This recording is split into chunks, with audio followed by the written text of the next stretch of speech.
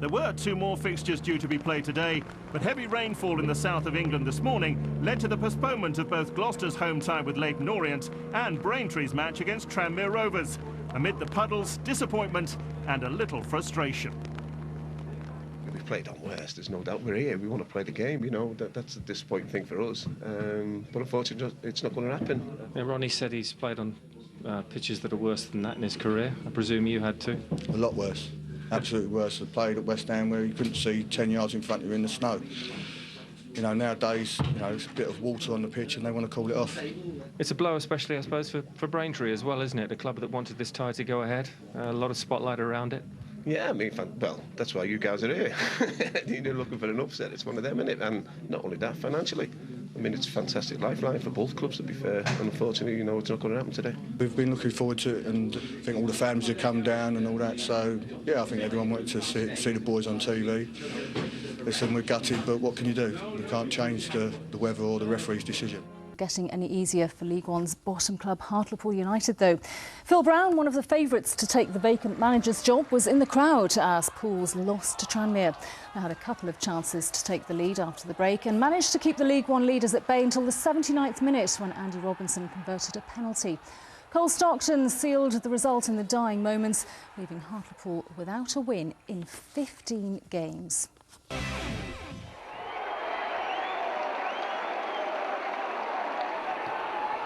You got to know when to Oldham, know when to fold 'em, as the song says, and these days the lacklustre Latics are doing plenty of that. Table-topping Tranmere had the run of Boundary Park in the first half. First James Wallace, then Jake Cassidy here, spurning chances to take the lead. It wasn't until after the break that Adam McGurk showed them how it's done.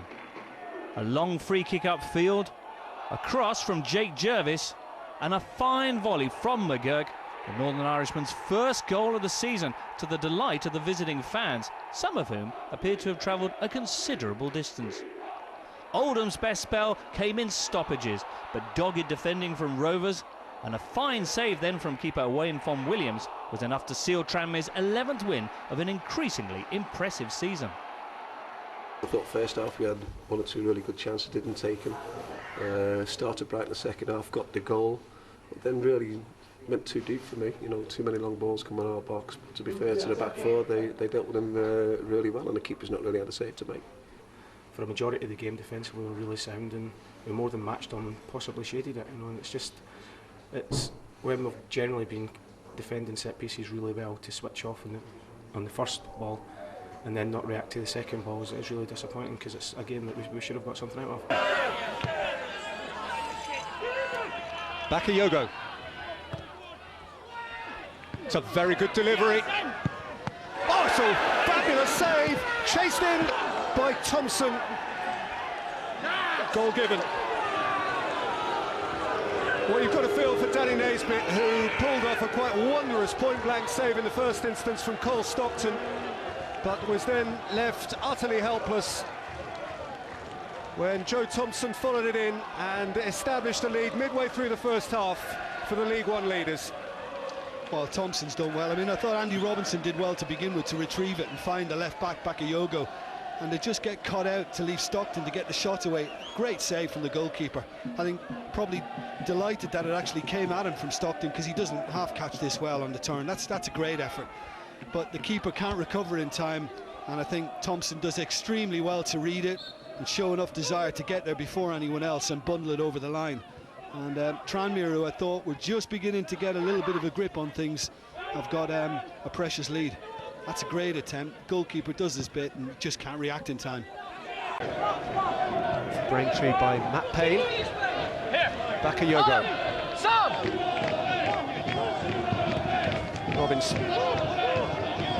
That's a neat turn from Stockton. That's a very good goal. That is a very good goal. Looks a good player. Peter had been talking him up throughout the first half, and every time the ball's been played to him tonight, it's stuck. And you know, when you're away from home, tricky cup tie like that, it's priceless to have somebody who's good, having that kind of influence on things for you. And this is brilliant again. I mean, it's good strength to take the ball in to his feet. Because Robinson just feeds him. Just watch the strength to hold off Payne. lovely turn, and he's just in total control and just placing that right into the corner. It's just a really firm pass, isn't it? Outside the goalkeeper's reach. That's a smash and go. 18-year-old Cole Stockton, a name worth remembering. Just inside the M25 near Romford, 9 years back. Forward by Holmes, neatly taken. And finished off by Max Power, the substitute, inside the 90th minute, so that those supporters who have travelled 1,000 miles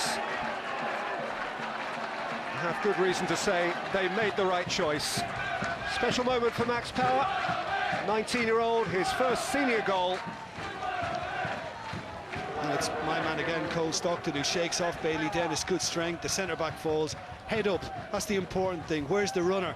Max Power just arrives perfectly onto the edge of the box just to receive it.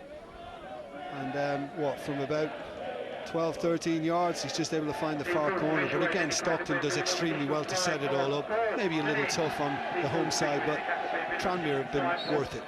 Lovely for Max Power. This is a boy. Tranmere Rovers used to play on Friday nights regularly from the 60s to the 90s to avoid clashing with their big Merseyside neighbours.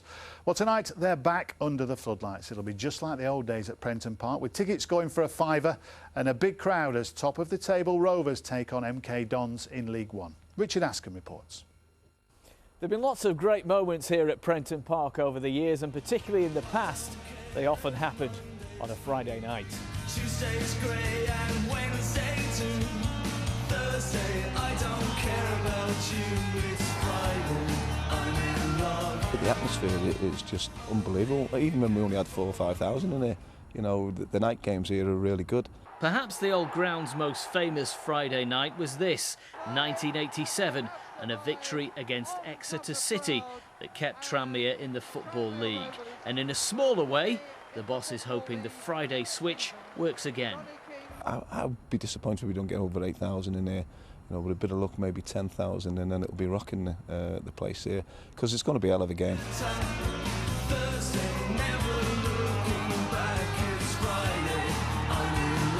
I think it's brilliant. I think it's really good for them. The Friday night game is chock-a-block. You can't get a ticket hardly. Just remember that as a player, you know, it's the winning on the Friday and having a Saturday off and putting all the pressure on the other team. So what we've got to make sure is that we win our game and then put a load of pressure on them teams who are going to play next day. Rovers have the chance to go 8 points clear at the top of League One, something that will definitely bring back that Friday feeling. Richard Askham, BBC North West Tonight. Now from Texas to Tranmere, Ronnie Moore's League One leaders are up against MK Dons this evening, and Mark McAdam is pitchside there for us. Mark.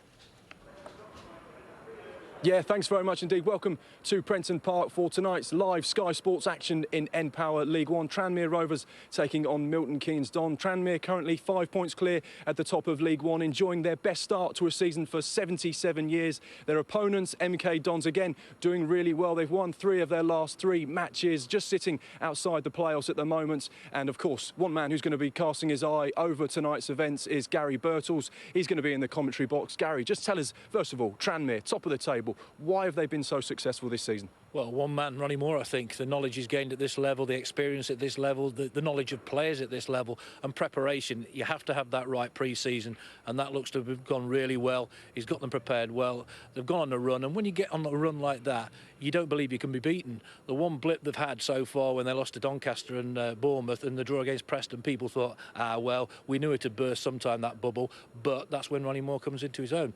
Gets them back down to us, saying, right, you've done nothing wrong. We've lost a couple of games, so what? We'll go back on another run, and so it's happened, and they're, you know, at the top of the leaderboard, and deservedly so. And their opponents tonight, Milton Keynes Dons. Once again, Carl Robinson's has got a team that are playing well. They've picked up some good results. They're in good form. And obviously tonight, it's going to be a big challenge because they are taking on Tranmere, who are top of the table. It will be a big challenge, but Carl's seen that over the last few seasons. He's done a fantastic job. He's a breath of fresh air as a manager, one of the youngest in the league. You listen to him, you're hanging on every word. You know, he plays the game the right way, as does Ronnie with Tranmere. And his players take that onto the pitch with him. You can see that. I think the one thing that could trip them up is lack of an out-and-out goal scorer. You see at the top of the goal scoring charts, Luke Chad with 6. Tranmere, you've got Cassidy with 10, Robinson with 8, so I'm sure in January he'll be looking for a striker that might maintain what they've started already and get them maybe into the automatic places. Both good defensively, but the pitch is quite greasy tonight, so anything's possible when it's a wet surface, isn't it? Well, mistakes will be made, but these two teams, as we've already said, they get the ball down, and this sort of surface is beneficial to that. They'll zip it around. It's got to be to feet, because if it's not, it'll just slide out of play. So it could be a cracking game, these two. Deservedly up there in the top 6, and really looking forward to it.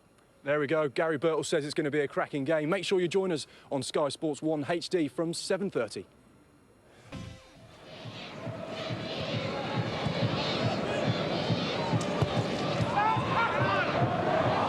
That's a mistake, and a real chance here for Ryan Lowe to open the scoring. It's a bad miss. Ryan Lowe sized up the opportunity, puts it well wide of Von Williams' left-hand post. Summerball is through here. Good advantage from the referee. It's Chadwick. They've got players over. This is Gleeson arriving. He miscued it horribly. Now Potter! Better effort from him.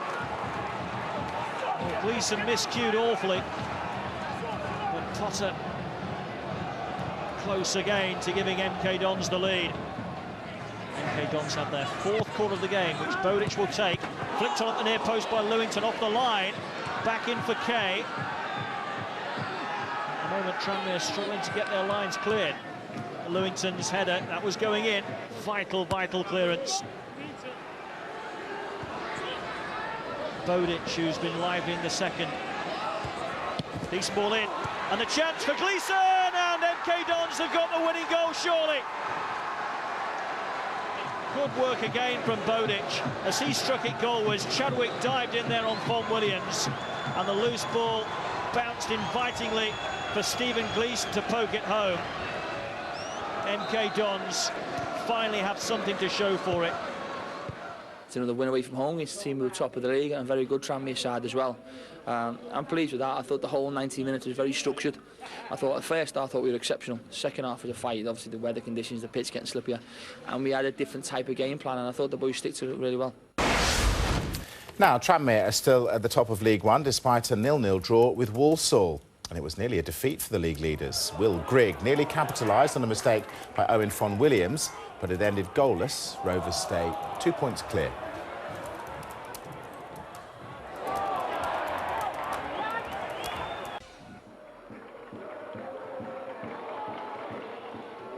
Having battled their way through difficult conditions, Tranmere found the outcome of this game hard to take.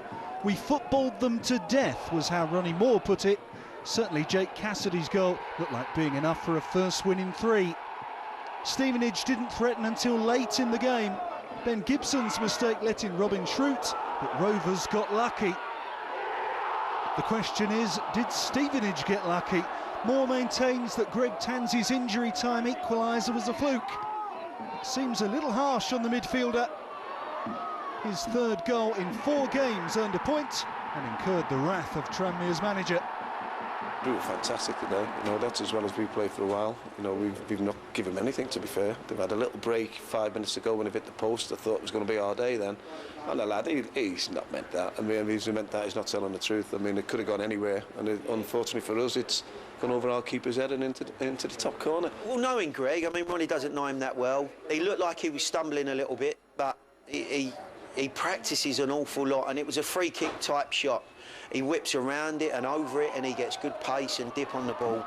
And I'm not surprised he's either curling it or swerving it, or, you know, in some way, shape or form, not hitting it in a straight line. And I thought it was an outstanding strike and probably the only spot that he was going to score.